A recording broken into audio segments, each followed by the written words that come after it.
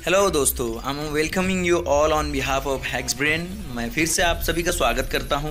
मैं आज ऐसे 10 इंग्लिश फ्रेजेस के साथ वापस आया हूं जो हमारे डेली लाइफ में हमेशा यूज़ किए जाते हैं। चलो बता देते हैं। सबसे पहला है thanks so much, then I really appreciate, excuse me, I am sorry, what do you think, how does that sound, that sounds great, oh never mind, let it be, I don't understand. ये सभी के सभी English के ऐसे phrases जो हम हमेशा use करते हैं। तो आइए इसके बारे में हम पूरे डिटेल में जानते हैं कि इसका यूज कब और क्यों करना है। तो हमारे सामने पहला है थैंक्स सो मच। आप सभी को पता है हमें किसी का शुक्रिया अदा करने के लिए हम थैंक यू बोलते हैं, तो इसी में इसका यूज़ किया जाता है थैंक्स सो मच। तो पहला एग्जांपल हमारे सामने है कि thanks so much for the birthday money. मान लो आपको किसी ने बर्थडे पर मनी दिया तो उसको बोलने के लिए यूज सेंटेंस होता है। सेकेंड वन होता है thanks so much for driving me home. मान लो आपको किसी ने आपके घर छोड़ा तो आप ये सेंटेंस यूज़ करोगे thanks so much for the driving me home. अब नेक्स्ट सेंटेंस आता है आई रियली अप्रिशिएट। इसका मतलब भी सेम होता है किसी को शुक्रिया अदा करने के लिए, मगर इसका अलग भी मतलब होता है। मान लो किसी का काम आपको बहुत अच्छा लगा तो उसको तुम बोल सकते हो करके आई really appreciate your work. Okay, तो फर्स्ट वन वापस से होता है आई really appreciate your help, second one I really appreciate your hard work, and third one is thanks so much for the cooking dinner, I really appreciate it. किसी का शुक्रिया अदा करने के लिए इसका भी यूज़ कर सकते हो। ठीक है, तो थर्ड वन हमारे सामने आता है कि एक्सक्यूज़ मी। देखो एक्सक्यूज़ मी का दो यूज़ होते हैं। सबसे पहला, मान लो कोई आपका रास्ता रोक रहा है तो उसको बोलना पड़ता है एक्सक्यूज़ मी, तो आपकी तरफ देखेगा और आपका रास्ता छोड़ देगा। और सेकेंड इसका यूज़ होता है गेट समवन्स अटेंशन, किसी का अटेंशन लेने के लिए। मान लो किसी का पर्स ज़मीन पे गिर गया तो आप बोलोगे excuse me you dropped your wallet here, तो आपकी तरफ देखेगा वो। फोर्थ वन हमारा आता है, फोर्थ वन है I am sorry. I am sorry सभी को पता है, पूरी दुनिया यूज़ करती है, किसी से माफ़ी मांगने के लिए यूज़ होता है। मान लो आपने कुछ गलती कर दिया तो आप ये यूज़ करते हो। तो फर्स्ट वन होता है आई एम सॉरी, मतलब होता है I am sorry for being so let. आप लेट हो चुके हो तब ये आप यूज़ करोगे। और जब बहुत बड़ी गलती आपसे हो गई तो तभी आपको यूज़ करना है I am really sorry I didn't invite you to the party. Okay, तो ये सॉरी का यूज़ था। फिफ्थ वन आता है व्हाट डू यू थिंक। इसका मतलब होता है तुम क्या सोचते हो। तो ये यूज़ होता है want to hear someone's opinion on particular topic, किसी की राय लेने के लिए इसका यूज़ हम करते हैं। For example I am not sure if you should paint the room yellow और blue, what do you think. हमें रूम को कौन सा कलर करना चाहिए, येलो या फिर ब्लू, मुझे समझ में नहीं आ रहा, आप बताओ।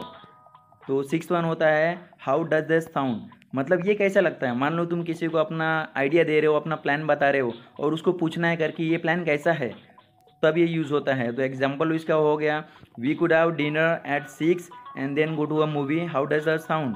तो इसका मतलब हुआ हम 6 बजे डिनर कर सकते हैं, फिर हम मूवी को जाएंगे, कैसा लगता है वो।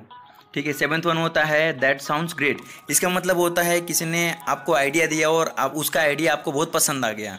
For example wow we will go to the London, that sounds great, मतलब ये बहुत अच्छा लगता है, हम लंदन जाएंगे। किसी से आप प्रसन्न हो जाते हो तब ये आप यूज़ करोगे, किसी का आइडिया आपको अच्छा लगा, प्लान अच्छा लग गया, तो आपको भी यूज़ करना है that's sound great. Okay, eighth one होता है ओह नेवर माइंड। इसका मतलब होता है when you are tired of explaining something to someone over and over you want to stop. आप किसी को कोई चीज़ एक्सप्लेन कर रहे हो मगर आप बोर हो चुके हो, समझ ही नहीं रहे बात को, तो सिंपली आपको ये बोलना है एंड में oh never mind we can talk about something else, हम कुछ और बात कर सकते हैं। ये सबसे ज़्यादा यूज़ होने वाला फ्रेज़ है, मल्टीपल बहुत यूज़ होता है। ठीक है, तो नाइन्थ वन है लेट इट बी। इसका यूज़ हम तब करते हैं, मान लो कोई चीज़ तुम किसी को एक्सप्लेन करते आ रहे हो मगर तुम्हें स्टॉप होना है, तो सिंपली नाइन्थ वन जैसे यूज़ किया ऑन नेवर माइंड, तो लेट इट बी वैसे यूज़ करते हैं। For example let it be we will work on the next plan. Okay, तो ये इसका यूज़ था। नौवा और आठवां दोनों सेम ही है। और टेंथ वन हमारे सामने आता है आई डोंट अंडरस्टैंड। मान लो कोई बात आपको किसी ने समझाया मगर आप उसकी बातों को समझ ही नहीं पाए, आपका दोस्त आपको कोई समझाया मगर आपको समझ ही नहीं पाया, तो सिंपली आपको ये यूज़ करना है phrase. For example wait I don't understand could you repeat it again, मतलब होता है कि प्लीज़ क्या तुम वापस रुक सकते हो, मुझे वापस से एक्सप्लेन कर सकते हो क्या, मुझे तुम्हारी बात बिल्कुल भी समझ में नहीं आई है।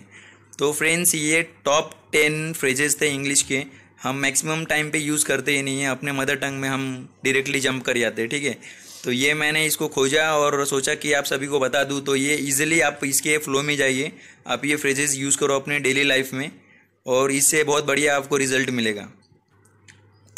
तब तक के लिए मैं चाहता हूँ कि आप इन सभी फ्रेजेस का डेली लाइफ में यूज़ करो, अभी से प्रैक्टिस करना चालू कर दो। मैं वीडियोज़ को थोड़ा फास्ट लिया हूँ ताकि इसीलिए ये वीडियो थोड़ा कम टाइम का बने और आप इजीली देख सको। तो इसको आप पॉज कर करके आप मेरे पूरे सेंटेंस को देख सकते हो और बार बार आप सुन सकते हो। Thank you so much guys. अगर आपको इनमें से एक भी फ्रेजेस में प्रॉब्लम है तो आप डायरेक्ट कमेंट में मुझसे पूछ सकते हो। I will be there to help you out. Okay, मेरा next video how to make English sentences के ऊपर मैं बनाने वाला हूँ, तो मेरे वीडियो को लगातार देखते रहिए आप सभी। Keep commenting your doubts. Okay, I will be there to help you out. Thank you, take care, bye bye.